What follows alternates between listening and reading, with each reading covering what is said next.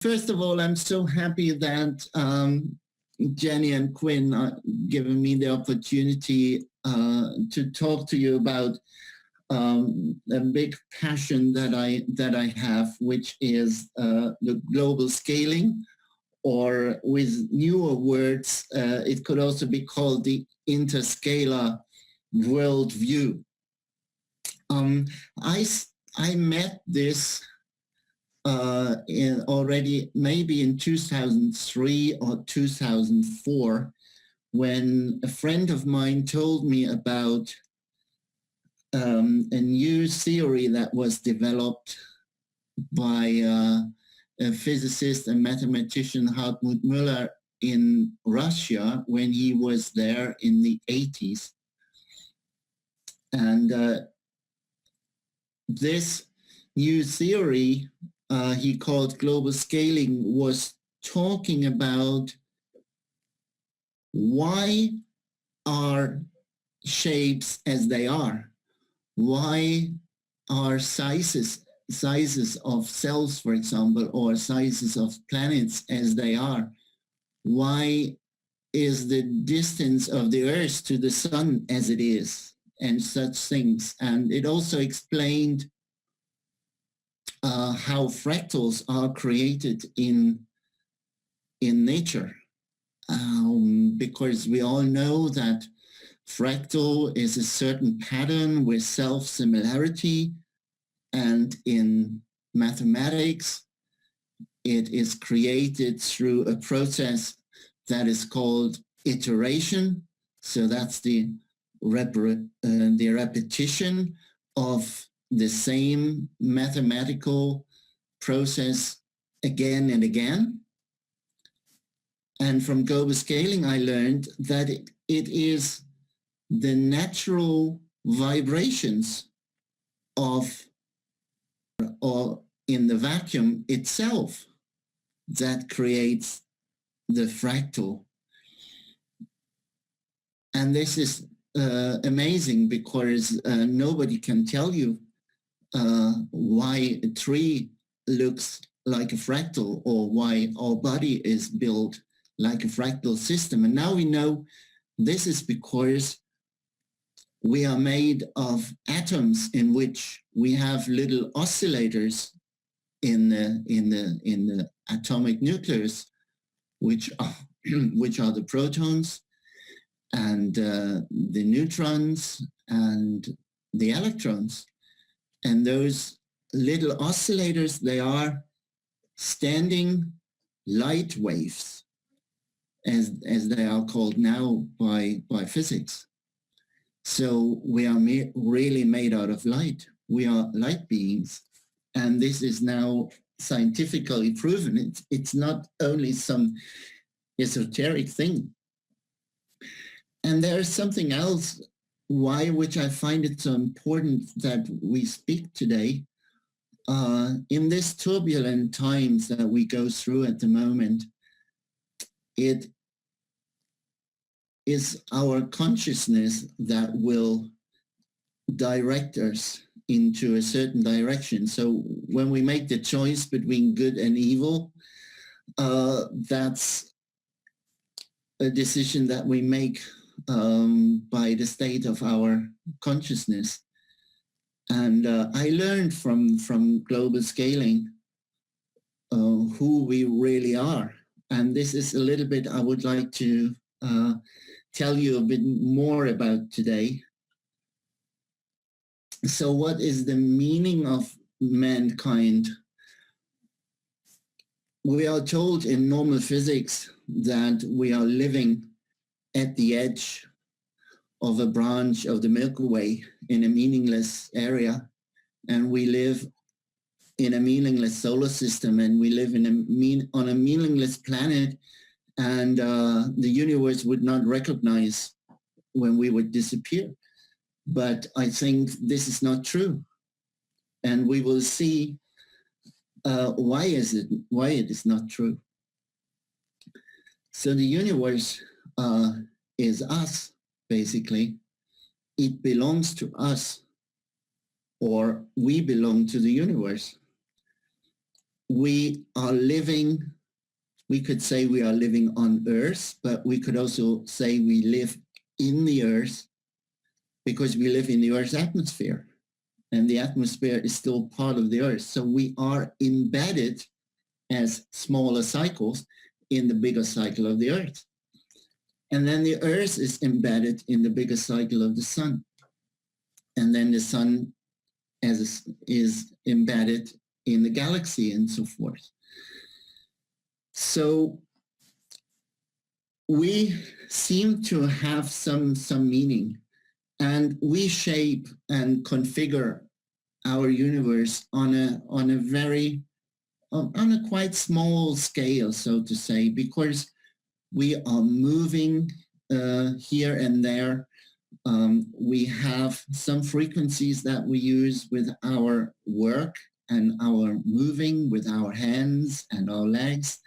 The lengths of our steps, our wavelengths for frequencies, the lengths of our arms, how we reach out to things, and even moving through a room and how we arrange furniture and how we sit is all related to the sizes of our body. And then we shape our direct environment, but we also organize ourselves in bigger cycles as families, and then we organize ourselves in communities, and then in nations, and in populations, and we even go into outer space, and that's probably the future exploration that we do.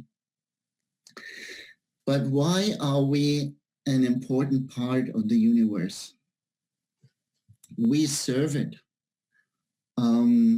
I think the universe is something that is trying to self-recognize, to be as much as conscious as it can be. And we also support its learning about itself, it experiencing itself. And Hartmut Müller, who developed the theory about global scaling, he said always, we are the eyes and the ears of the universe. And as we will see later, the size of our cells is actually in the center of the universe.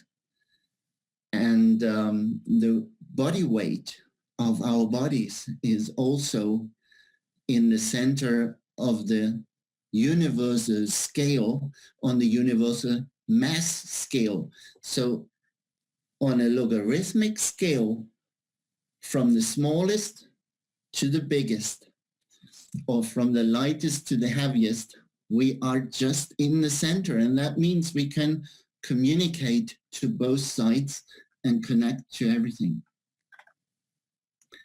And we are conscious beings. We are aware of ourselves.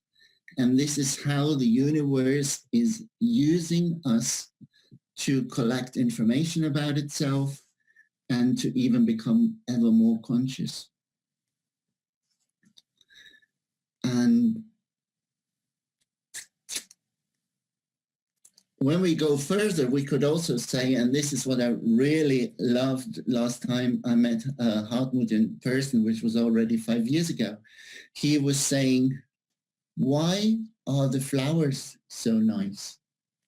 And he said, they are nice for us because we want to see the beauty and the harmony in nature that makes us happy and healthy, and it keeps us in harmony. And this is the reason why the Earth is the most beautiful life form in our solar system. And maybe there are many other beautiful life forms out in other areas of the Milky Way that are as nice as our Earth. And maybe there are human-like species living on those planets, which are as nice as ours. And we are going through these transitioning times And we have to think about how do we serve the universe by knowing who we are.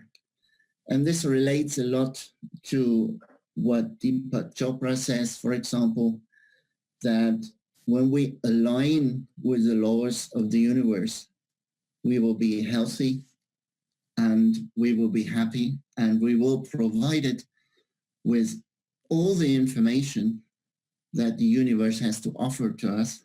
And we will also provide it with abundant energy. And this is also something that we can use the knowledge about that global scale and the distribution of how everything is arranged in our world would give us or show us pathways and entering points into how we can harvest what we call free energy, for example. So it's not only important from a consciousness point of view, but also from a technological point of view. And interscalar worldview means simply that we are living in a fractal holographic universe, which is always determined by a logarithmic scale. And that means it is a form of scaling. And the interscalar worldview is just talking about us becoming conscious of that we live in such a world where everything is connected to each other in a harmonious way. And as I said, that the size of our cells, for example, regarding wavelengths is in the center of the universe. When we move to the smaller wavelengths and the higher frequencies, we go into the subatomic world, and this is where we can find the highest amount of information. So this is a big, big area of how we can gain further knowledge. And on the other side, with all the big distances of galaxies and clusters of galaxies, those areas would use us as their information pool because we have much more information in our bodies and in our brains and in our heart because we have smaller wavelengths compared to them. But numbers which are non-material are the fundamentum of how everything is arranged. And numbers describe relationships and quantities. And numbers are really universal. So wherever we go in the universe, whatever planet we visit, whatever star system we would travel through, numbers are the same everywhere. So these are the only universal things, and relationships between numbers are the same everywhere. And then there is energy. And energy is always something that oscillates, that vibrates. And as I already said, electrons and protons are standing light waves. It has a lot of meaning. Why are oscillations so important? That's because oscillations need least energy. And this is why they are so long-lasting and stable. And when oscillations combine with each other, they create an oscillational chain system, which has to be arranged in a certain way to keep it stable. And this is what the universe is. We think it may be 13.7 billion years old. I would say it's much older because maybe the Big Bang is an illusion that never happened. Maybe the universe is just there for eternity, because the lifetime of a single proton in every atom is many, many orders of magnitudes higher than the age of the self. So a proton would be at least 10 to the power 32 years old. That is billions of billions of billions of and millions of years. So that's much, much older than the age of the universe, or the estimated age of the universe. And nobody ever has seen a proton being created or destroyed. And the same is true for the electron. And these two space-time oscillators, these two standing light waves, they are the metronomes of our physical universe. And of course, we use light for communication. Whatever we do, we always use light.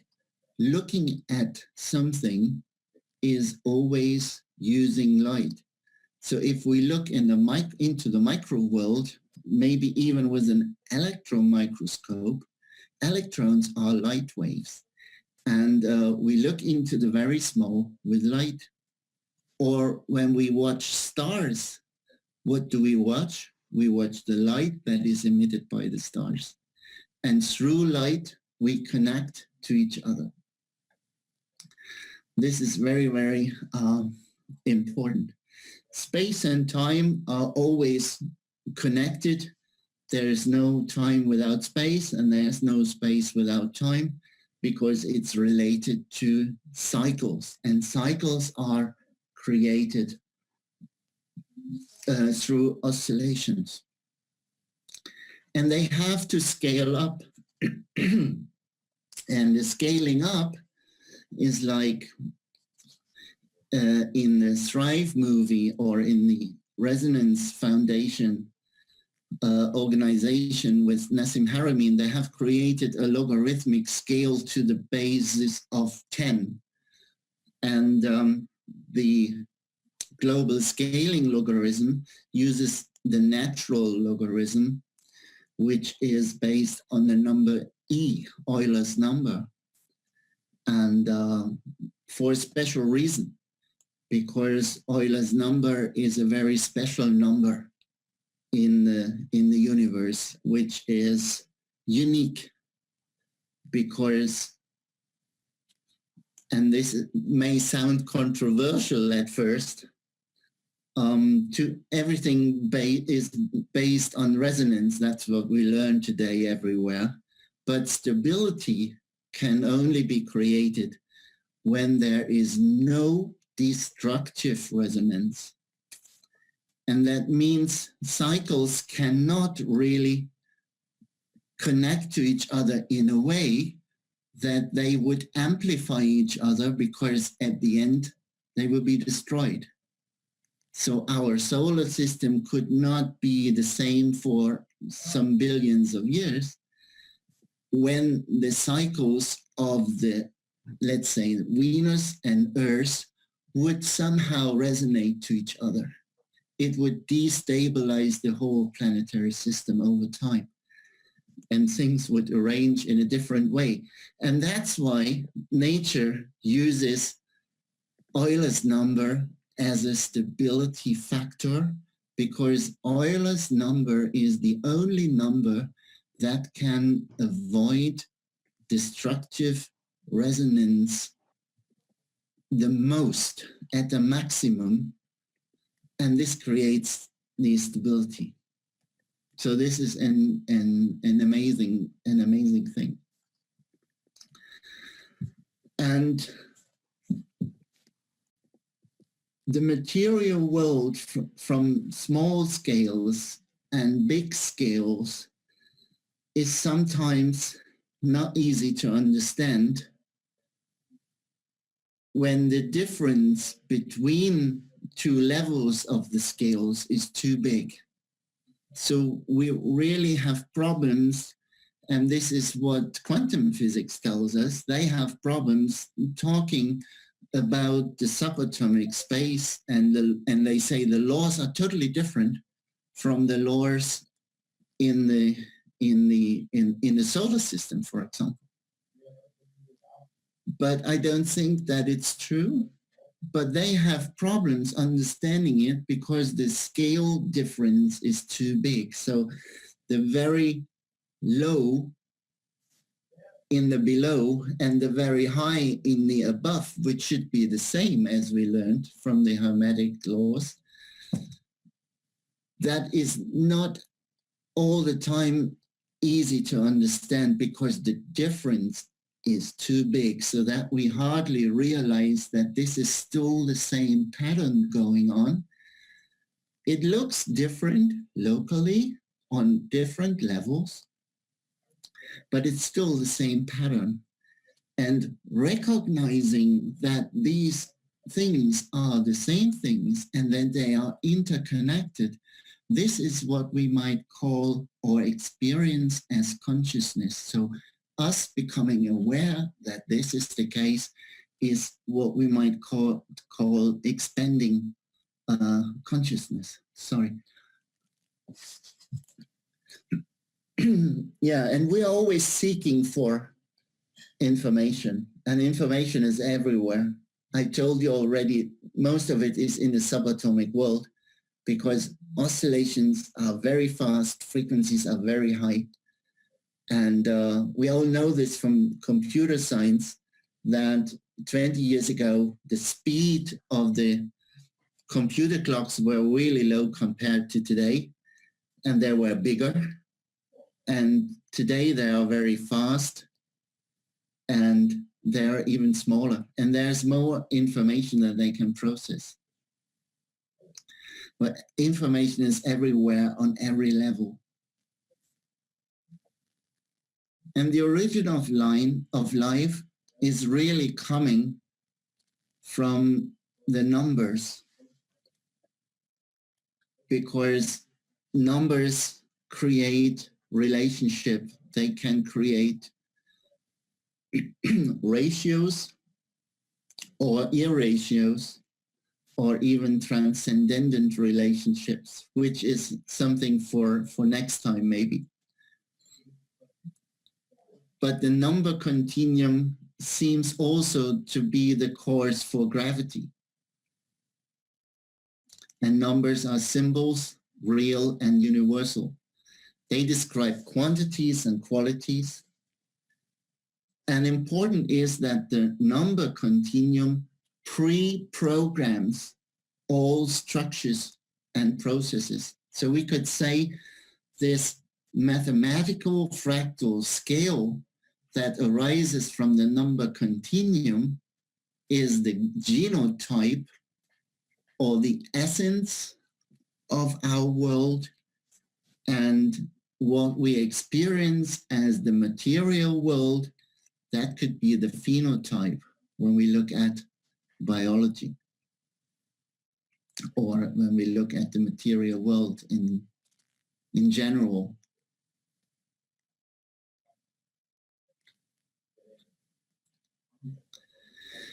When we talk about oscillations on the lowest energy level, then they also give us our identity.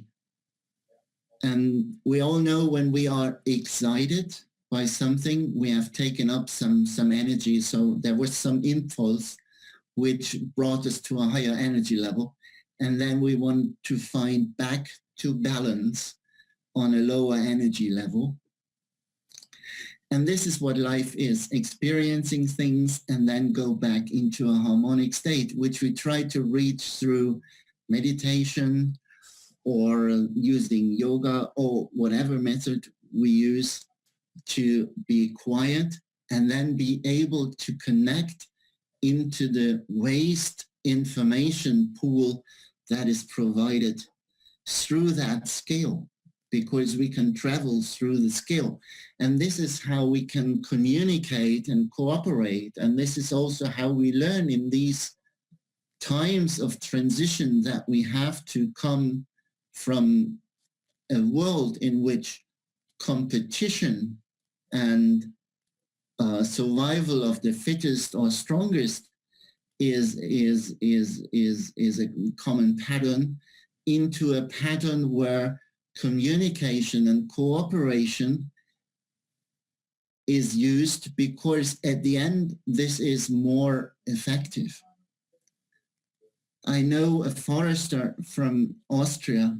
His name is Erwin Thoma, and he builds wooden houses, very, very nice. And he talks about the forest, and he says there is competition in the forest to a certain degree.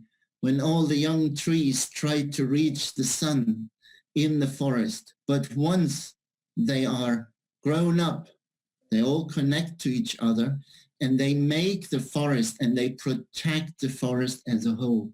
So this is a principle of communication and cooperation in nature that is always given. And we have to learn this to build as a very nice future. This is how the pattern looks here on the site when we look at material processes. And it is so interesting that it is light that turns space into time, and that is gravity that turns time into space. And it's the same thing, only on a different level of the scale. And also gravity is the same space-time oscillations. And the key to everything is always how things interact with each other. So on a small scale, everything is electromagnetic and magnetic. And on the bigger scale, the same thing appears to us as gravity. And the whole difference is a scaling effect. We can zoom in and out, things change, and then we find ourselves with our body's weight in the center of this standing wave system, which is a fractal system that is created by the oscillations of space-time itself, and it's calibrated with the proton or the electron. And this is the lightest, and this is the heaviest, as a meter galaxy or a Planck. We communicate because the patterns are the same in the brain, in the heart. Here, when I created this slide, I was thinking about the mirror neurons. This is how we learn, by looking at something. And, and here we have our new device which we make, which emits electromagnetic frequencies. And the Shante Ishta is a meditation that was presented by Greg Braden in one of his videos, or in many of his talks, which supports the connection between the heart and the brain. And it comes from from a Cherokee tribe, and it is saying that this is the single eye of the heart. It's called Shante Ishta, and we have created an PMF series to that, so that if people want to do this very short meditation, they can support it with turning on the device. This is a summary. We could go deeper into details of it and how the mathematics work if you're interested later. And this is another one which shows us the scale, the fractal. And what I did here is that we have these oscillational nodes for rhythms. And there is one node with 15 beats per minute for the lungs. And related to the musical scale that is calibrated with the proton That would be a B tone. The heart would be a C sharp. The brain would be an E flat. The muscles are an F. The eyes are a G. Our voice is the A at 453 hertz. The threshold of how we protect our ears would be a B again, and the bones would be a C sharp again. So even the musical scale, the musical intervals are in part of that global scale. And they connect to biological rhythms, to cosmological rhythms, and that's just amazing. And at the end, I would like to say, the more we know about it, the more we understand how really important we are, that every one of us is creating the world and is part of how the universe learns about itself. And we should not let other people mess that up. So I think this is the message I wanted to get through today, that I find this very nice. And if everyone learns about it in the future, it will support our love to each other, and it also will support developing technology that is based on wisdom and which is aligned with universal laws. And this is what I hope for our future.